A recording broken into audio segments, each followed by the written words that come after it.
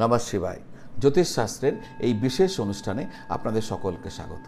দর্শক বন্ধু, আপনারা ইতিমধ্যে জানতে পেরে গেছেন, বিভিন্ন আলোচনা চারিদিকে হচ্ছে, সেটাই স্বাভাবিক যে শনিদেব রাশি পরিবর্তন করতে চলেছেন। হ্যাঁ দর্শক বন্ধু, ঠিকই শুনেছেন। 2025 29শে জুন শনিদেব তার বর্তমান রাশি কুম্ভ ছেড়ে মীন রাশিতে আসতে চলেছে। তো মীন রাশির কি হবে, এটাই হচ্ছে আজকে আলোচনার বিষয়। কি হতে চলেছে মীন রাশি বলবো, কিন্তু তার আগে আপনারা যারা আপনাদের কুণ্ডলী আমাকে দেখাতে চাইছেন, অনলাইন অথবা অফলাইন যে কোনো পদ্ধতির মাধ্যমে আপনি আমার সাথে যোগাযোগ করতে পারেন। টেলিফোন কল বা ভিডিও কলের দ্বারা অনলাইন পদ্ধতি, বা সরাসরি চেম্বারে এসে আপনি যোগাযোগ করতে পারেন।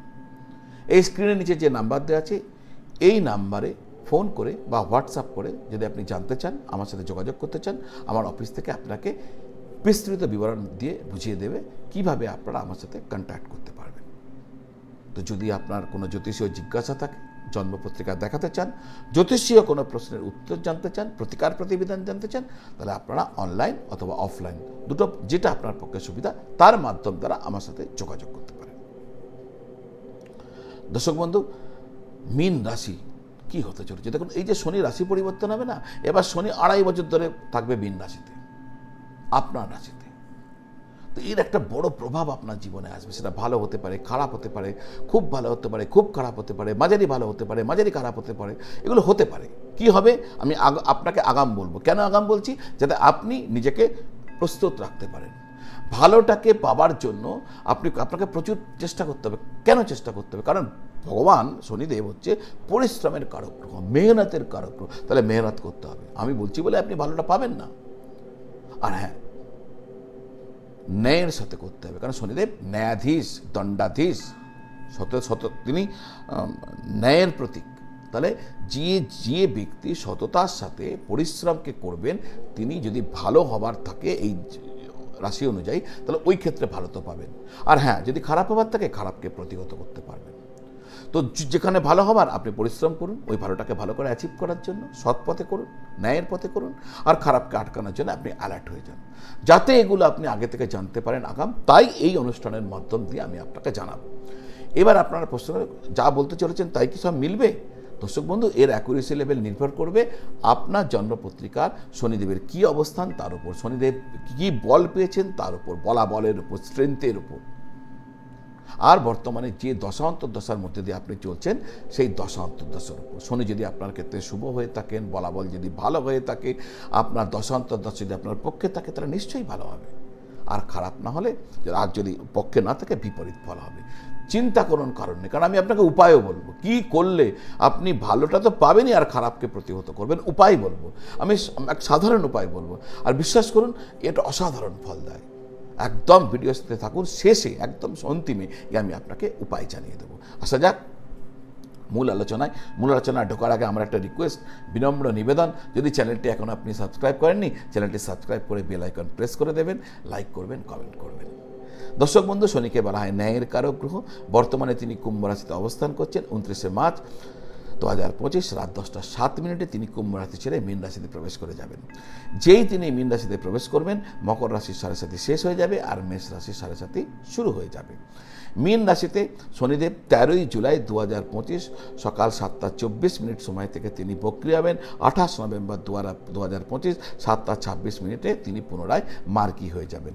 তার গোচর শুরু যখন হবে, সেই সময় তিনি পূর্ব ভাদ্রপদ নক্ষত্রে থাকবেন, যা তার নিজের যা বৃহস্পতির নক্ষত্র। 28শে এপ্রিল 2025 7:52 তার নিজের নক্ষত্র স্বনক্ষত্র উত্তর ভাদ্রপদ নক্ষত্রে তিনি গোচর শুরু করবেন।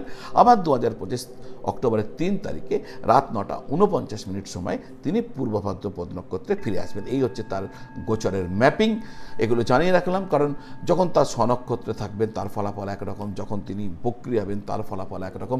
তো সেগুলোকে আপনাকে একটু খেয়াল রাখতে হবে। তার জন্য আপনার যিনি জ্যোতিষ ব্যক্তিত্ব আছেন, তার সাথে আপনার কুণ্ডলী নিয়ে পার্সোনালভাবে একটু যোগাযোগ করে নেবেন, এই পুরো জিনিসটাকে বোঝার জন্য। আমি যেটা বলতে চাইছি সেটা একটা ট্রেন্ড, একটা ধারণা। এই ধারণা একটা ইঙ্গিত, এটা আপনার জীবনে কাজে লাগবে। দর্শক বন্ধু, এই যে গোচর মীন রাশির জন্য কি ইঙ্গিত দিচ্ছে এই প্রশ্নের উত্তরে বলবো। এই গোচর শুরু হলে শনিদেব একাদশপতি এবং দ্বাদশপতি হয়ে আপনার রাশিতে এসে অবস্থান করবেন, আর ওখান থেকে তৃতীয় ঘর, সপ্তম ঘর এবং দশম ঘরকে দৃষ্টি দেবেন। কাজের ক্ষেত্রে আপনার প্রচুর উৎসাহ বেড়ে যাবে, আপনার পুরুষার্থ জাগ্রত হয়ে যাবে, আপনি প্রচুর এনার্জেটিক হয়ে যাবেন, আপনার কাজে কর্মে উৎসাহ উদ্দীপনা বৃদ্ধি পাবে, আপনার পরাক্রম বৃদ্ধি পাবে। যারা সোশ্যাল মিডিয়াতে কাজ করছেন তারা কিন্তু যথেষ্ট ক্রিয়েটিভিটি দেখাতে পারবেন। ভাই বোনদের সাথে সম্পর্ক আপনার ভালো থাকবে। জুলাই থেকে নভেম্বর এই যে সময়কাল, আপনাকে স্বাস্থ্যভাবে শারীরিক দিক থেকে আপনাকে সতর্ক থাকতে বলা হচ্ছে, মানসিক দিক থেকেও সতর্ক থাকতে বলা হচ্ছে। এই সময় শরীরও খারাপ হতে পারে, মানসিক টেনশনও বাড়তে পারে। জীবনসঙ্গীর স্বাস্থ্যক্ষেত্রে সমস্যা ভোগ করতে হতে পারে, তাই সতর্ক থাকবেন। দাম্পত্য ক্ষেত্রে উত্থান পতন ঘটবে এমন সম্ভাবনা রয়েছে, তাই বিবাহিত জীবনে একটু সতর্ক থাকুন।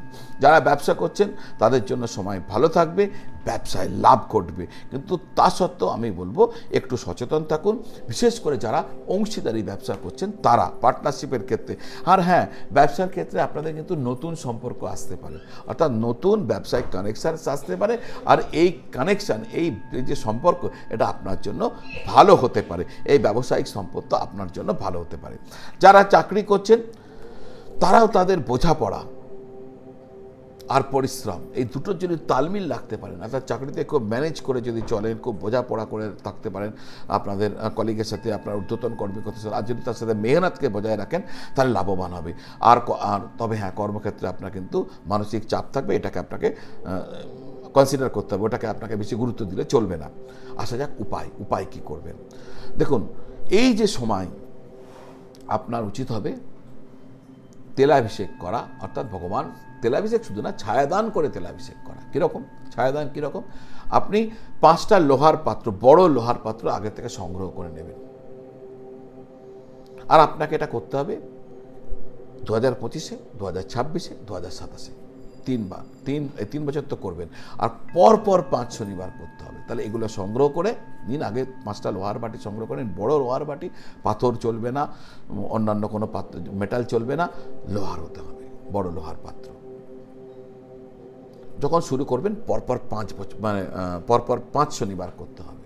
তো যখন শুরু করছেন আপনি সম্পূর্ণ উপবাস রেখে সন্ধ্যাবেলায় শনি মন্দিরে যাবেন, শনিদেবের মন্দিরে গিয়ে ফুল ফল মালা যা যা আপনি নিবেদন করেন এগুলো করবেন, করে আপনি একান্তে বসবেন। এরপর একান্তে বসে ওই লোহার বাটির মধ্যে সর্ষের তেল ঢেলে দেবেন, পরিপূর্ণ করবেন, আর ওই পরিপূর্ণ তেলের মধ্যে আপনি আপনার মুখের প্রতিবিম্ব, এই মুখের এবং নখের, মানে অর্থাৎ আঙুলের প্রতিবিম্ব দেখবেন।